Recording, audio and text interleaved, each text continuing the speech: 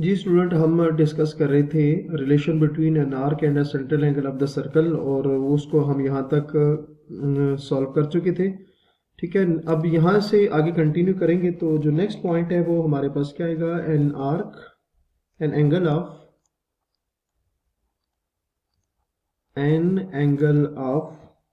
2 radiance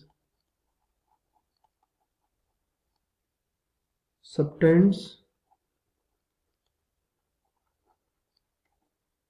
an arc AB on the circle of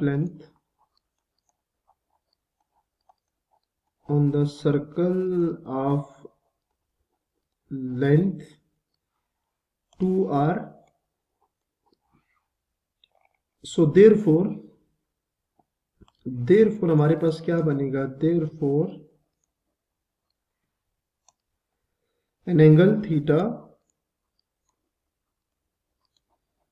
an angle of theta radian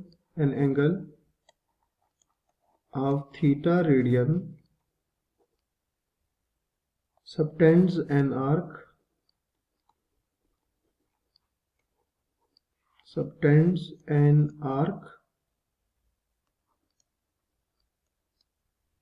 on the circle of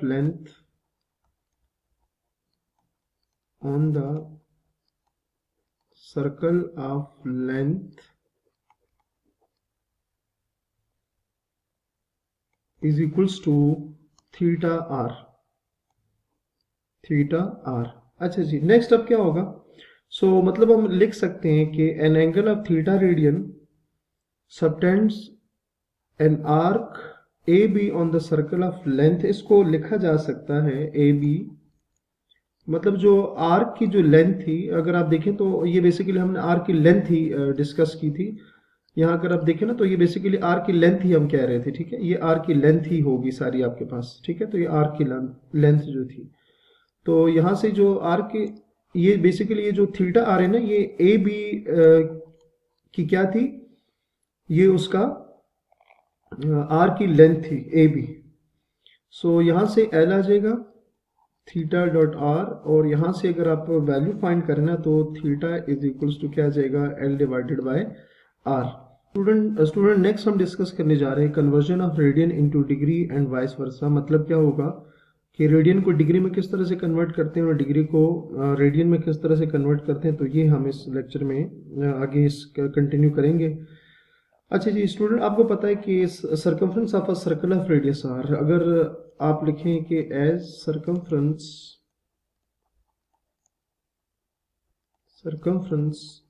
of a circle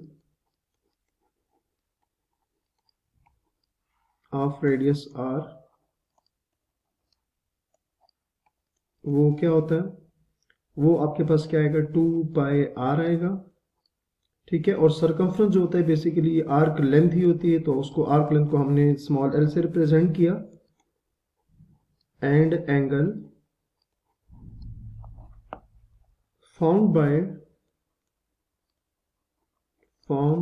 by 1 revolution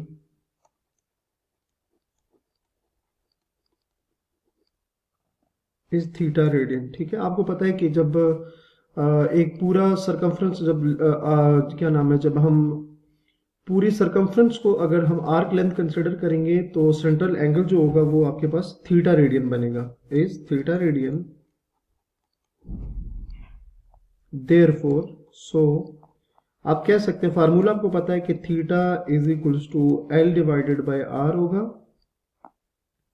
theta l आपके पास 2 पाई are, और cancel होके आपके पास क्या आ जाएगा, theta is equals to 2 pi radian. ठीक हो गया।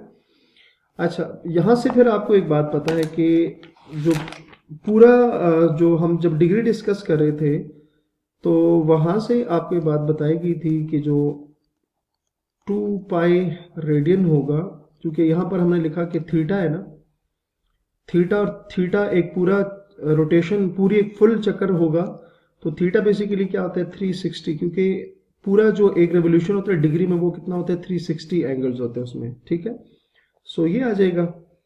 अच्छा, अब यहाँ से आपने क्या करना है, अगर मैं इसको दोनों साइड को 2 पे डिवाइड करूँ तो आपके पास पाई रेडियन जो होगा वो 180 डिग्री आ जाएगा, ठीक है। ये आपके पास एक चीज़ आ जाएगी। और उसी तरह से अगर यहाँ इसको मैं मज़ीद सिंप्लीफाई करूँ तो आपके पास पाई के साथ डिवाइड करूँ तो 1 रेडियन जो होगा वो स्टूडेंट हमारे पास आ जाएगा 180 डिग्री डिवाइडेड बाय पाई, ठीक है। और इसको सिंप्लीफाई करें तो 180 डिग्रीज, पाई की वैल्यू आपको पता है क्या होगी 3.14। और अगर इसको आप डिवाइड करें तो ये बेसिकली अप्रॉक्सीमेटली, ठीक है, एग्जैक्टली नहीं, अप्रॉक्सीमेटली आपके पास जो आंसर आएगा वो 296 डिग्री आ जाएगा। तो इसका मतलब क्या हुआ कि जो एक रेडियन होगा उसमें आपके पास कितने होंगे, उसमें आपके पास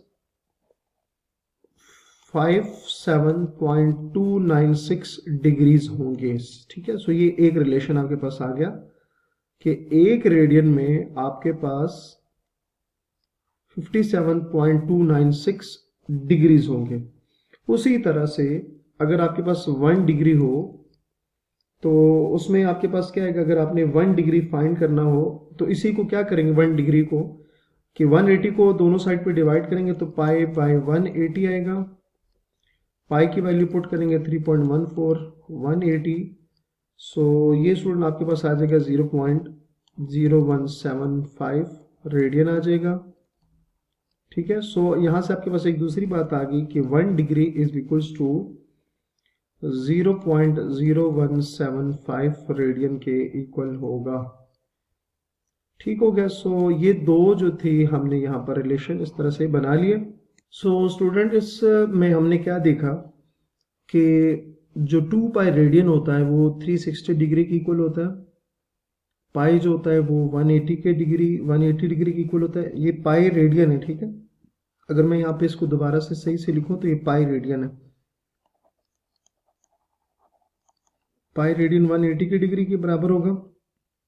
फिर अगर पाई को आप दोनों साइड पर डिवाइड करें और सॉल्व करें तो आपके पास 1 रेडियन 57.296 डिग्रीज आता है। तो 1 radian is equals to 57.296 degrees के इक्वल आएगा।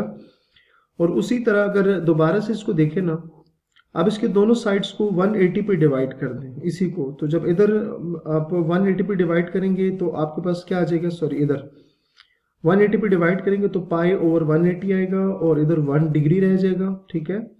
1 डिग्री के बाद जब आप इसमें दोबारा वैल्यू पुट करेंगे तो 1 degree is equals to 0.0175 radian आ जाएगा। तो ये हमारे पास डिग्री और रेडियन का रिलेशन है। सो उम्मीद आपको समझ आ गया होगा। तो अपना बहुत सारा ख्याल रखिएगा। अल्लाह हाफिज।